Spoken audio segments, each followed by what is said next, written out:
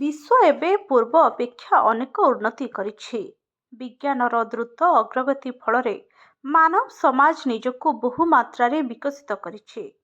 ପୂର୍ବରୁ ଅନେକ ପ୍ରକାରର ଭୁଲ ଧାରଣା ସମଗ୍ର ବିଶ୍ୱକୁ ପଛୁଆ ରଖିଥିଲା। ସମୟ ସହିତ ଲୋକମାନେ ଶିକ୍ଷିତ ହେବାକୁ ଲାଗିଲେ।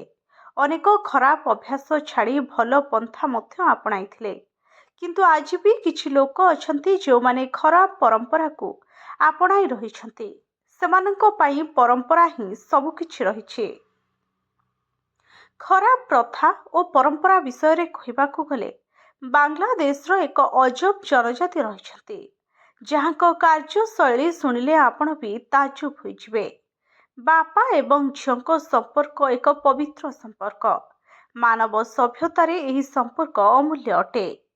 କିନ୍ତୁ ବାଂଲାଦେଶରେ ଏଭଳି ଏକ ଜନଜାତି ରହିଛି ଯାହାଙ୍କ କାର୍ଯ୍ୟକଳାପ ସମସ୍ତଙ୍କୁ ଚକିତ କରି ରଖିଛି। ସେଠାରେ ନିଜ ଝିଅକୁ ବିବାହ କରେ ବାପା। ଆଶ୍ଚର୍ଯ୍ୟ ଲାଗୁଥିଲେ ବି କଥାଟି ସତ। ଜନ୍ମଦାତ୍ରୀ ବାପା ନିଜ ଝିଅକୁ ହିଁ ବିବାହ କରିଥାଏ। ପ୍ରଥମେ ବାପା, ତାପରେ ସ୍ୱାମୀ। ଆମେ ବାଂଲାଦେଶର ମାଣ୍ଡି ଜନଜାତି ବିଷୟରେ କହୁଛୁ। ଶତାବ୍ଦୀ ଧରି ଏହି ଜନଜାତିରେ ଏକ ଅଦ୍ଭୁତ ପ୍ରଥା ଚାଲି ଆସୁଛି।